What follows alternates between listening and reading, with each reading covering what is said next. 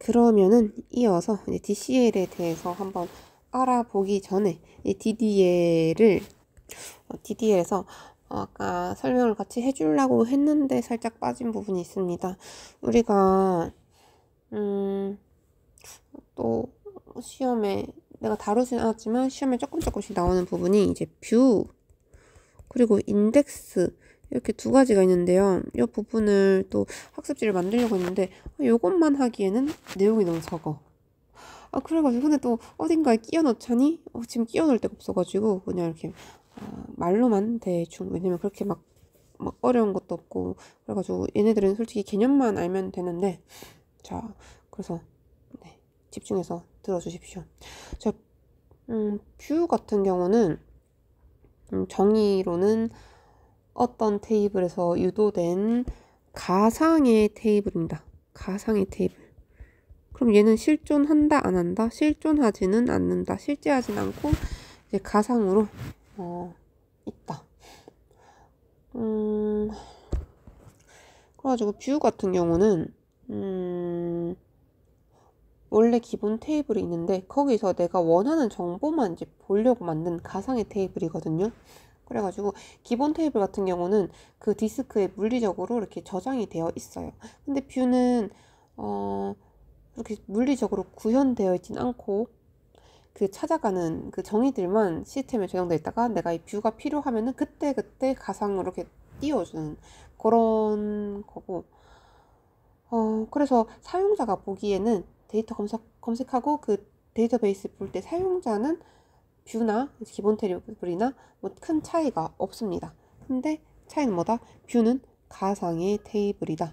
그래서 뷰 같은 경우도 만들 때는 여기 아까 얘기했던 데이터 정의어 DDL로 create 문을 사용해서 정의를 하고요. 삭제를 할 때도 drop을 사용해서 삭제를 합니다.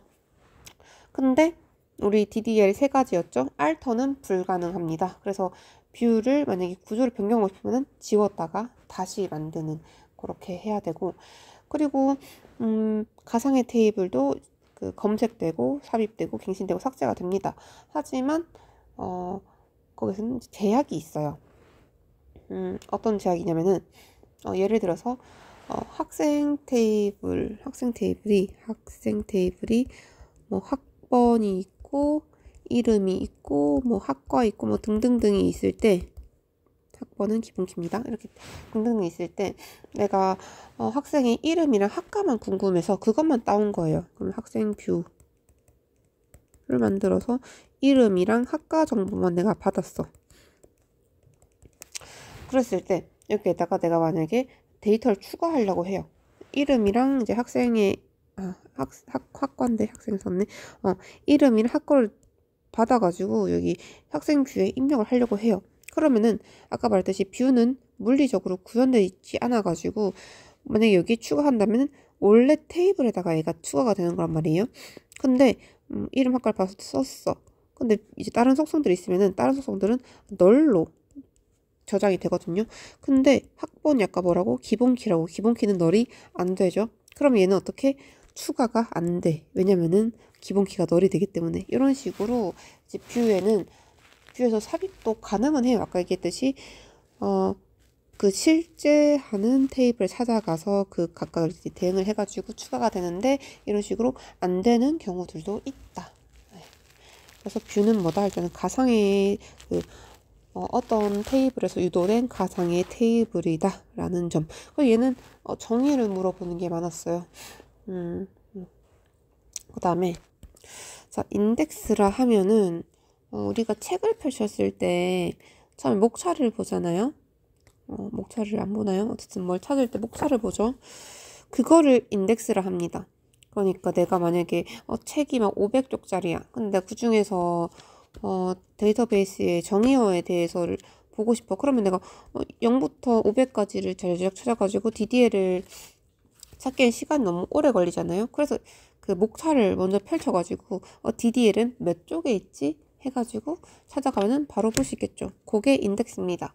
그래서 인덱스는 데이터베이스에서 뭐가 어디 위치해 있는지 이렇게 계략적으로 표시해 놔가지고 데이터를 빠르게 찾을 수 있는 자료 구조입니다. 그래서 얘도 정의를 많이 물어봅니다. 얘는 근데 키워드가 데이터를 빠르게 검색한다. 검색을 도와주는 자료 구조다. 뭐 요렇게 이러한 키워드. 그래서 아까 뷰 같은 경우는 가상의 테이블 어디서 유도까지 유도된 가상의 테이블이다라는 키워드. 인덱스는 데이터를 빠르게 검색하는 자료 구조다 라는 키워드로 이렇게 바로바로 그 문장이 길었을 때 데이터를 빠르게 검색 인덱스 이렇게 쓸 수 있어야 합니다. 그리고 인덱스 같은 경우도 데이터 정의어로 하는데 얘도 create로 만약에 인덱스 할 거면 create index라고 써야겠죠.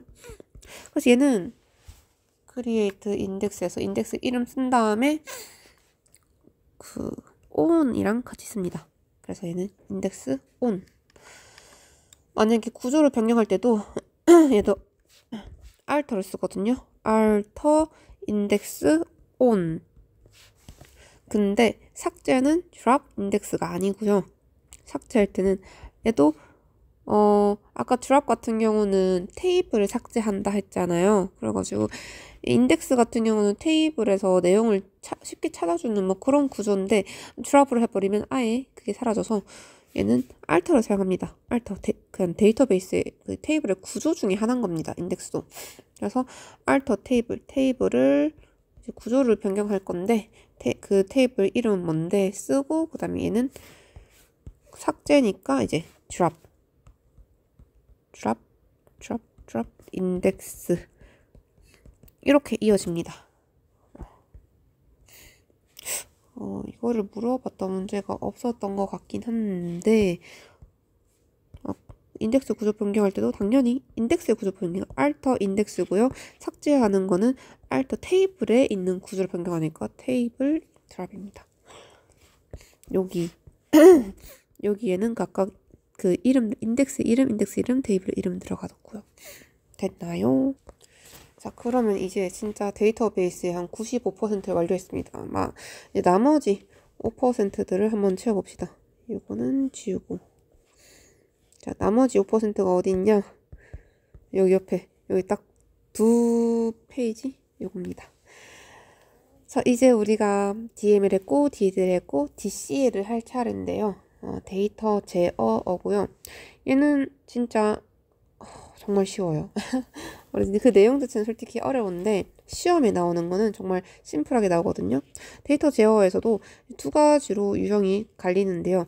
이제 DCL은 이제 사용자에게 권한을 부여하고 회수하는 이러한 키워드들이 있고 트랜잭션을 제어하는 이러한 TCL이라고 불리는 이제 키워드들이 있습니다.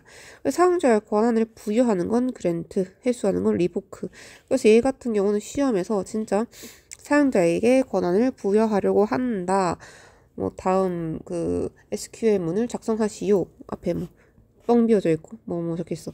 사용자 권한 부여한다 했잖아. 그럼 들어갈 말은 그랜트라고 쓰면은 답이 되겠습니다. 회수하려고 한다. 리보크.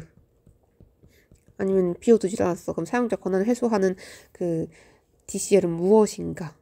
리보크. 뭐 이런 식으로 써가지고 얘는 진짜 그냥 요거랑 연결만 시켜서 외우시면 되겠습니다. 트랜잭션 제어 같은 경우도 그냥 확정은 커밋, 취소는 롤백, 설정은 복귀 지점 설정은 체크 포인트다 라고 이렇게 외우면 또 되는데요. 근데 간단하게 트랜잭션에 대해서 설명을 조금만 하도록 하겠습니다. 우리가 지난 시간에 그 데이터베이스 용어를 할 때 트랜잭션에 대해서 진짜 간단하게 정의랑 특성 4가지 이거 외우고 지나갔었는데요.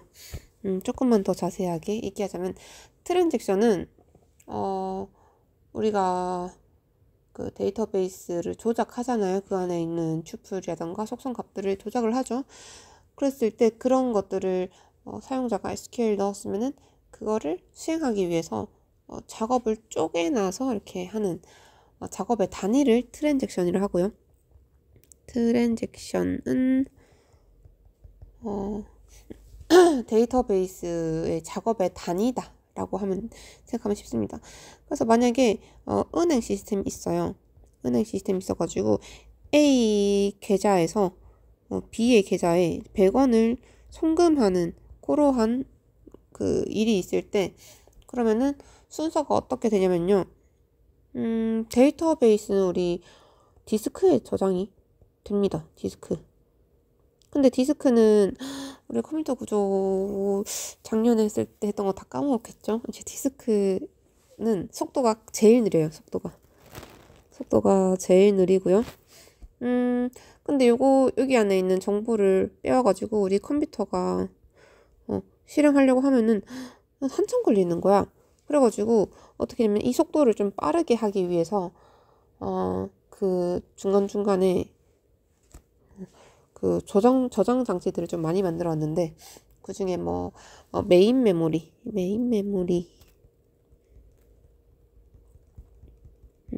메모리에다가 지금 당장 수행할 거를 올립니다. 속도를 빠르게 하기 위해서.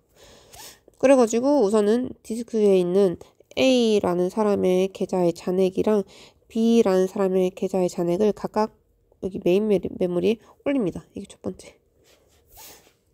그러면은 이제 두 번째로 할 일이 뭐냐면은 이제 A의 계좌 잔액을 읽습니다. 그러면은 세 번째로 뭘 하냐면은 그럼 A 계좌 잔액에다가 100원을 뺍니다. 왜냐면은 A의 계좌에서 100원을 빼가지고 B에게 줘야 되기 때문에 100원을 빼버리고, 그 다음에 A 계좌에다가 이거를 다시 입력을 합니다. 근데 이 입력한다는 거는 일단은 메인 메모리에 입력을 한다는 겁니다. 저 디스크까지 넣기에는 시간이 너무 오래 걸려요. 그 다음에는 이제 A한테서 100원 뺐으니까 이번에 B 계좌 잔액을 확인하고요. 그 다음에 이제 B 계좌에다가 100원을 더해서 7번. 자, B 계좌에 또 요 100원 더한 거를 입력을 하겠죠. 이 입력도 아직 메인 메모리예요. 이제 뭐 해야 되냐면은 이 메인 메모리에 있는 데이터를 디스크에 넣어야겠죠. 그러면은 이제 A 계좌에 있는 그 메인 메모리에 있는 거를 디스크에 전송하고, 그 다음에 9번으로 B도 전송을 하고, 이렇게 하면은 이제 정상적으로 끝났다. 종료. 요게 한 트랜잭션입니다. 그래가지고 만약에 중간에 이쯤에서 오류가 났다. 그러면은 요 A랑 B랑 이렇게 계좌 송금한 게 잘 안 된 거잖아요. 그래서 잘 됐는지 안 됐는지 그거를 표시하는 게 이것들입니다. 여기. 이제 커밋 같은 경우는 지금 그 트랜잭션이 성공적으로 수행했습니다. 라고 커밋 이렇게 하는 거고, 만약에 잘 안 됐어. 그럼 또 다시 하든지 어떻게 해야 될 거 아니에요? 잘 안 된 거를 이제 롤백이라고 이렇게 표시를 합니다. 그래서 요 두 가지가 그런 내용이고요. 자, 그 다음에 요 세 번째 같은 경우는